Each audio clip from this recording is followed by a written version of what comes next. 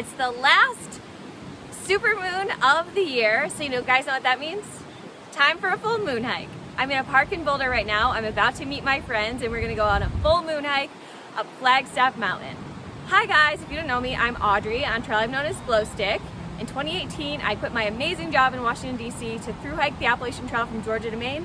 Then I moved to beautiful Colorado, where I just get to live my dream life.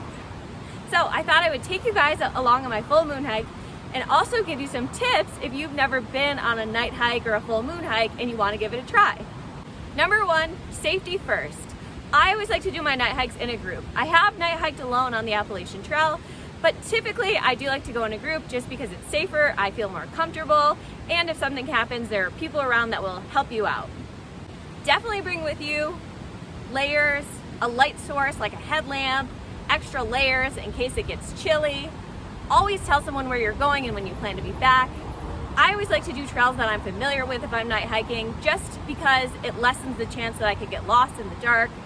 Make sure you are aware of wildlife in your area and you are being observant of what is around you. I typically like to go up for sunset and then I'll hike down after I get to see the beautiful colors of the sunset. I usually like to go as long as possible without using my light source.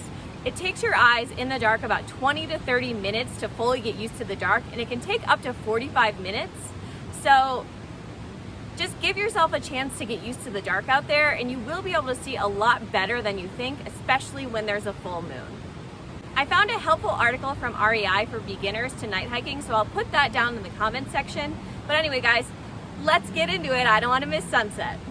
Okay, so there are a couple of different ways that you can get up to the top of Flagstaff, but the way that my friends and I chose to go for this was to start at Eben G. Fine Park in Boulder, go up the Viewpoint Trail, and then that connects to the Flagstaff Trail. And the Flagstaff Trail takes you all the way to the top of the mountain. Except once you get up to the top, it's kind of hard to find the exact peak of Flagstaff because unlike Boulder's other 4 peaks, it's not like a very clear, oh, here you are at the top of the peak. It's sort of like a more gentle peak that might be difficult to find the very top. Once I'm at the top, though, I really just like to look for a nice view of the mountains beyond. And there are a few different places that you can find from the top of Flagstaff that have really nice overlooks. There's also an amphitheater at the top of Flagstaff called the Sunrise Amphitheater, but, it's called the Sunrise Amphitheater, not the Sunset Amphitheater, so...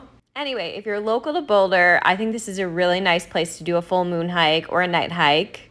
And I also think that Mount Sanitas is a good place to do it as well. And the reason for this is, aside from there being really nice views, the trailheads to these trails don't close at sunset, which a lot of trailheads do close at sunset. So you have to make sure in advance of that before you decide where to go do your full moon hike or night hike. One thing I forgot to mention in the intro is that when you're using a headlamp or a flashlight at night, it's best if you use the red light that comes on it rather than the bright white light.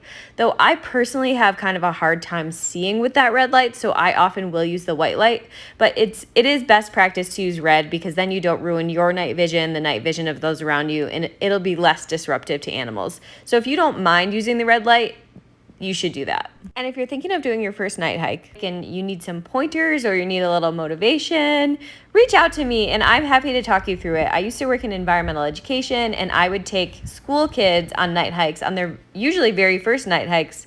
So I have some experience there, so feel free to reach out. I've honestly never had a truly scary experience on a night hike. I've been spooked by animals a couple times, but they just turned out to be deer. And on one of my first Boulder night hikes, I saw an animal I didn't even know existed, the ring-tailed cat. And by the way, it was cloudy during this hike and we thought we might not get to see the full moon, but there it is! Happy strawberry full moon and happy hiking, guys! Don't forget to like and subscribe!